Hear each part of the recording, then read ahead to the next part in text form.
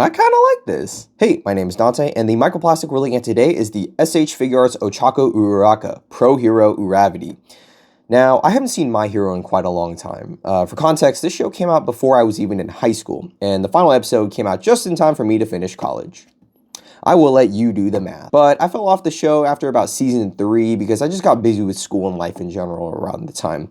But more surprisingly, however, despite being a nearly decade-long show run, the Figuarts line only started last year. I guess it took Bandai a while to get the license because before that, there were only 2 other companies that produced My Hero figures, Figma and Revoltech. And while I've never played with the other 2 versions, I can confidently say that they all offer different things depending on what you're looking for. That being said, good luck finding the Revoltech or Figma version, because those are long gone. So, does Uravity raise the bar, or does she fall flat? Let's find out. Let's take a look at her design. Her design is 100% more akin to her later appearances, rather than season 1. A dead giveaway is the hip skirt things not being interconnected into a weird diaper, and instead looking like hip waders for people who don't know how to swim. The head sculpt is nice. It's not quite as bubbly as I imagine her, but it is my favorite versus the other 2 figures.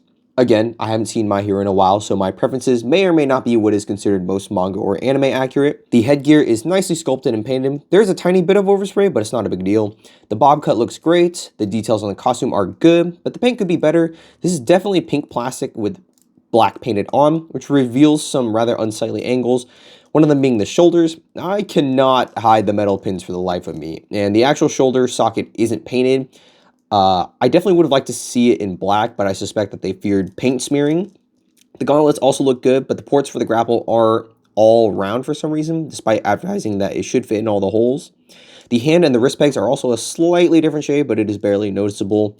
The waist has an issue with paint smearing. If you twist her torso and rub the lower abdomen part against the diaper, you will get some black paint smear. It does just rub off, but I'm not sure why it's smearing to begin with.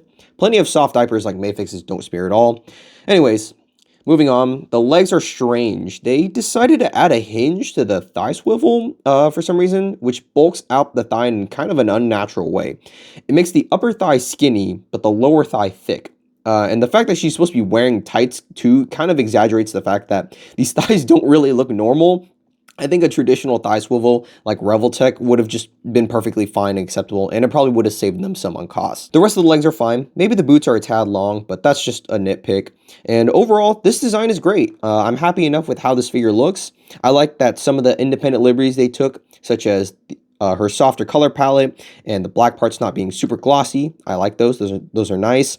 She has a lovable character design that emphasizes her ambition to help others, and that translates perfectly well to this figure. But now let's take a look at her accessories. This figure comes with 4 alternate faceplates and 2 extra head sculpts, which all look great. Lots of extra hands, including a pair of thumbs up, splayed out with an index, salute, a double grip for a megaphone, and an effect hand. The megaphone and double grip hand is nice, but you can really only use it for one scene, but you could use this megaphone for any figure, I guess. The effect hand is clearly a piece of plastic painted on. It's pretty sloppy, all things considered, but I appreciate having it over not having it. Just be careful when you put it on, as it is clear plastic, and I do question its longevity. And finally, you get 2 bendable grapple wires. These are my favorite accessory by far. They're so much fun because they have the posability of Spider-Man webs. They are essential to Uraraka's power, and they do such a good job at filling space. Unfortunately, there is no debris to attach them to, which is where I want to talk about the alternate toga head.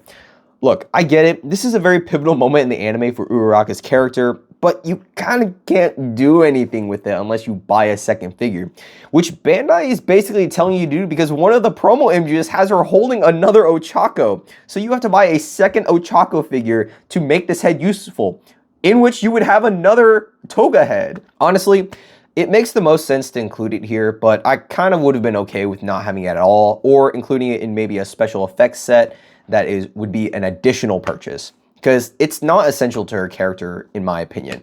In its place, I would have loved to see some compatible rubble to go with the grapples. Every other Ochaco figure includes rubble of some sort because it's essential to her character, but it is what it is. It would have been funny if Bandai had happened to release a set of concrete debris effects at the same time as this figure to kind of capitalize on the fact that it doesn't come with any, so that you could buy it now while you wait for them to undoubtedly release another special My Hero effects set that will include compatible debris with her grapples. Wouldn't that be a shame?